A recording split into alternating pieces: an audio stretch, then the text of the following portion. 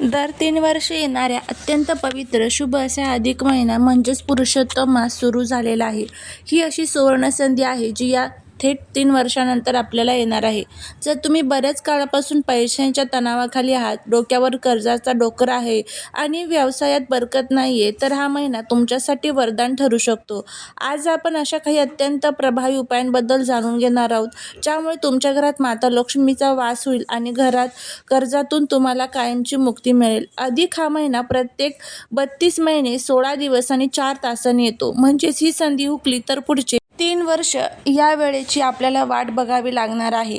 त्यामुळेच अधिक या महिन्यामध्ये केलेली पूजा, जप आणि दानाचे फळ सामान्य दिवसांपेक्षा 10 पटीने जास्त मिळते.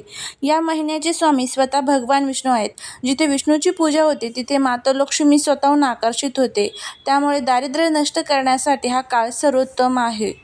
अधिक महिन्यात प्रत्येक गुरुवारी किंवा शुक्रवारी सकाळी किंवा संध्याकाळी घराच्या देवघरात गाईच्या तुपाचा दिवा लावावा. भगवान विष्णू माता लक्ष्मीला पिवळी फुले आणि खीर अर्पण करावी. त्यानंतर कनकधारा स्तोत्र किंवा श्रीसूक्त याचे पठण करावे. यामुळे घरात अडकलेला पैसा परत मिळतो आणि उत्पन्नाचे नवीन मार्ग निर्माण होतात.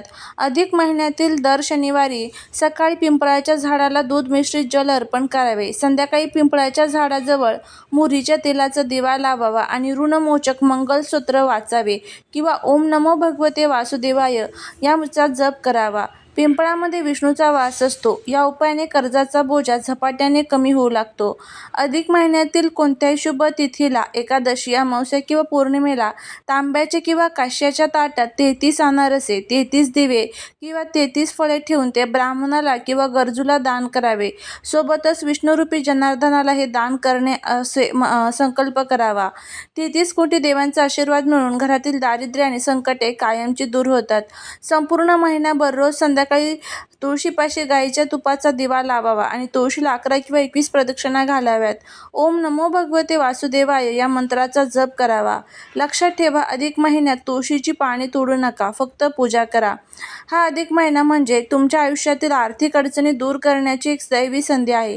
श्रद्धेने आणि प्रामाणिकपणे केलेले हे उपाय तुमच्या घरात सुख समृद्धी नक्की आणतील. ही संधी सोडू नका, कारण ही वेळ पुन्हा 3 वर्षांनी येईल. या महिन्याचे इतके अफाट फळ आहे की या काळात केलेले छोटे छोटे नियम आणि उपाय देखील खूप मोठे फळ देऊन जातात. तर बघा, या महिन्यामध्ये अजून आपल्याला काही उपाय करायचे आहेत. एका तांब्याच्या तांब्यात पाणी घेऊन त्यात चिमूटभर हळद टाकावी. हे पाणी घराच्या मुख्य प्रवेशद्वारावर शिंपडावे आणि दरवाजाच्या दोन्ही बाजूंना कुंकवाने किंवा हळदीने स्वास्तिक काढावे. उरलेले पाणी तुळशीला घालावे. हळद हा भगवान विष्णूचा अत्यंत प्रिय रंग आहे. या उपायामुळे घरातील नकारात्मक ऊर्जा नष्ट होते आणि घरात पैशांची आवक वाढते. अधिक महिन्यात मंगळवारी किंवा शनिवारी विड्याच्या पानावर म्हणजेच नागवेलीच्या पानावर थोडेसे चणे आणि गूळ ठेवावे. हे पान हनुमान मंदिरात जाऊन त्यांच्या चरणाशी अर्पण करावे आणि कर्जमुक्तीसाठी प्रार्थना करावी. शक्य असल्यास वडाच्या झाडाला प्रदक्षिणा घालून तिथे दिवा लावावा. हनुमान मंदिरामध्ये संकटमोचन म्हटले हे स्तोत्र तरी देखील चालू शकते. या उपायाने कर्जाचा मार्ग मोकळे होतात आणि मानसिक तणाव कमी होतो. अधिक महिन्यात दररोज संध्याकाळी मुख्य दरवाजाच्या बाहेर उजव्या बाजूला गाईच्या तुपाचा एक दिवा लावावा. दिव्याची ज्योत उत्तर किंवा पूर्व दिशेला असावी. असे मानले जाते की अधिक महिन्यात माता लक्ष्मी पृथ्वीवर भ्रमण करते. ज्या घराचे प्रवेशद्वार उजळलेले असते तिथे ती आनंदाने प्रवेश करते. अधिक महिन्यातील कोणत्याही तिथीला किंवा रोज विष्णू मंदिरात किंवा घराच्या देवघरात देवांना पिवळे कापड, पिवळी फुले आणि पिवळी मिठाई अर्पण करावी. नंतर ते साहित्य एखाद्या गरजूला दान करावे. यामुळे कुंडलीतील गुरुग्रह मजबूत होतो, जो संपत्ती, भाग्य आणि विवाहाचा कारक मानला जातो.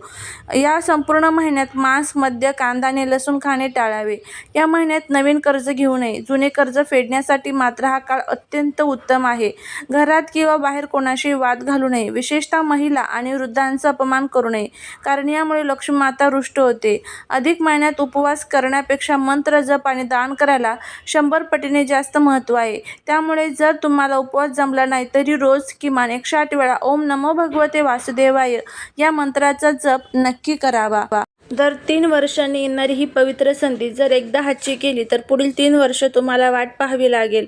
आजच्या या व्हिडिओमध्ये एक अत्यंत गुप्त आणि चमत्कारिक उपाय सांगणार आहे, जो तुम्हाला तुमच्या घरातील दिव्याखाली करायचा आहे. अधिक मास संपण्यापूर्वी जर तुम्ही दिव्याखाली ही एक विशेष वस्तू ठेवली तर साक्षात भगवान विष्णू आणि माता लक्ष्मीची कृपा तुमच्यावर होईल. तुमच्या कुटुंबाची प्रगती, पैसा आणि यश कोणीच रोखू शकणार नाही. हा उपाय जाणून घेण्यापूर्वी हा उपाय काय करावा आणि त्याचे महत्त्व काय हे समजून घेणे खूप गरजेचं आहे. अधिक महिना हा भगवान विष्णूंचा महिना आहे आणि या काळात केलेल्या छोट्याशा उपायाचे फळ कोट्यावधी पटीने मिळते. त्यातल्या त्यात जर हा उपाय तुम्ही मंगळवारी केला तर त्याचे फळ कैक पटीने वाढते. मंगळवार हा हनुमानाचा आणि मंगळ ग्रहाचा दिवस आहे.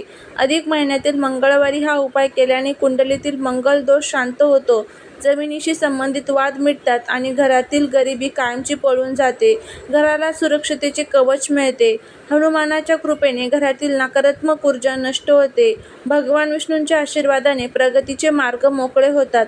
चला तर मग जाणून घेऊया की तो महा उपाय काय आहे आणि दिव्याखाली नक्की कोणती वस्तू ठेवायची आहे. एक मातीचा किंवा तांब्याचा दिवा, गाईचे तूप, तिळाचे तेल असेल तर ते घ्या किंवा गाईचे तूप घेतले तरी चालेल. एक कापसाची वात आणि 2 अख्ख्या लवंगा, ज्या अखंड असतील, तुटलेल्या नसाव्यात. हे सर्व साहित्य आपल्याला या उपायासाठी लागणार आहे. कृती. आता ही उपाय कसा करायचं ते आपण बघूया. प्रदोष काळात म्हणजे सूर्यास्ताच्या वेळी स्वच्छ हातपाय धुवून मंगळवारी संध्याकाळी तुम्ही हा उपाय करा. जर तुम्हाला मंगळवारी शक्य नसेल तर अधिक मासामध्ये कोणत्याही दिवशी तुम्ही हा उपाय केला तरी देखील चालू शकतं, पण प्रयत्न करा की मंगळवारी तुम्ही हा उपाय करू शकाल. तुमच्या घरात मुख्य देवघरात किंवा मुख्य प्रवेशद्वाराजवळ हा उपाय करायचा आहे. प्रथम देवापुढे दिवा लावा. दिवा लावल्यानंतर त्या दिव्याच्या खाली रिकामी जागा ठेवू नये, त्याला आसन द्यावे. दिव्याखाली आसन म्हणून थोडीशी तांदूळ किंवा पिवळी मोहरी ठेवा आणि त्यावर तो पेटता दिवा ठेवा. आता सर्वात महत्त्वाचा भाग, त्या दिव्याच्या जळत्या तेलात किंवा तुपात 2 अखंड लवंगा टाका. लवंगा टाकताना मनातल्या मनात भगवान विष्णूंचे स्मरण करा आणि म्हणा, हे प्रभू, माझ्या घरातील दारिद्र्य दूर करा आणि माझ्या कुटुंबाची प्रगती होऊ दे. दिव्याला हळदी कुंकू अक्षदा वाहा. ज्योतिषशास्त्रात लवंग ही ऊर्जेचे आकर्षण मानली जाते. दिव्याच्या उष्णतेने जेव्हा लवंग तत्व तेलात विरघळतात तेव्हा घरात एक अशी दैवी सकारात्मक ऊर्जा निर्माण होते, ज्याने साक्षात भगवान विष्णू माता लक्ष्मीचे तुमच्या घरात आगमन होते. तुमच्या कुटुंबाला कोणाचीही वाईट नजर लागत नाही आणि अडकलेला पैसा, नोकरीतील अडचणी किंवा व्यवसायातील मंदी काही दिवसातच दूर होते. तुमच्या कुटुंबाची प्रगती मग कोणीच थांबवू शकणार नाही. असा हा उपाय आपल्याला करायचा आहे. आता दिव्याखाली पिवळी मोहरी किंवा जे काही तांदूळ ठेवलेले आहे तर त्याचं नंतर काय करायचं, दिवा जोपर्यंत थंड होत नाही तोपर्यंत तसाच ठेवायचा. दुसऱ्या दिवशी उठल्यानंतर तुम्हाला ती पिवळी मोहरी किंवा जर तांदूळ ठेवलेले असेल तर ते तुम्हाला पक्ष्यांना एखाद्या झाडाखाली खाण्यासाठी टाकून द्यायचे आहे, जेणेकरून आपल्या घरातील जी काही वाईट शक्ती आहे तर ती नष्ट होईल. आणि दिव्यातील लवंगा ह्या सुद्धा तुम्हाला निर्माल्यात टाकून द्यायच्या आहेत. अशा पद्धतीने आपल्याला हा उपाय जो आहे तर तो करायचा आहे. हा उपाय तुम्ही अधिक मासामध्ये कधीही करू शकता. जेव्हा जमेल तेव्हा तुम्ही हा उपाय करा. अधिक मास संपण्यापूर्वी येणाऱ्या मंगळवारी हा उपाय करायला अजिबात विसरू नका. ही संधी पुन्हा 3 वर्षांनी येईल. ही माहितीपूर्ण व्हिडिओ तुमच्या नातेवाईक आणि मित्रांना नक्की शेअर करा. माहिती आवडली असल्यास चॅनलला सबस्क्राईब करायला विसरू नका. कमेंटमध्ये जय विष्णुदेव आणि जय बजरंगबली नक्की लिहा. धन्यवाद. भेटूया पुढच्या एका छानशा नवीन व्हिडिओत एका नवीन माहितीसोबत. तोपर्यंत सर्वांना श्री स्वामी समर्थ.